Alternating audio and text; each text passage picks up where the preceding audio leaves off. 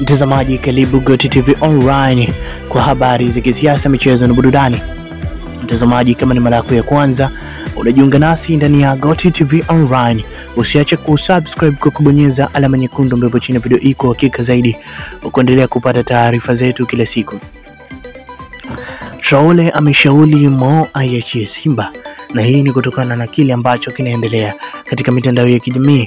Tunafahamu kuwa mitandao ya kijamii imekuwa na nguvu kubwa. Kauli moja ndogo ambayo inaweza ikazungumzwa kikawaida ikaja kuzua mjadala mkubwa sana katika mitandao ya kijamii, na hii ni kutokana na hivi karibuni Simba Sport Club imeonekana kuyumba sana, Young African akichukua ubingwa mara 3 mfululizo, na kama atachukua mwaka huu itakuwa ni mara 4 mfululizo. Hii inaashiria ni kiasi gani Young African wamewazidi mbali Simba Sport Club, japokuwa ndio timu ambayo kwa sasa ipo katika michuano ya kimataifa kule shirikisho, lakini inasemekana kuwa wale Armasli kwa sasa ni timu yenye kikosi kipana sana.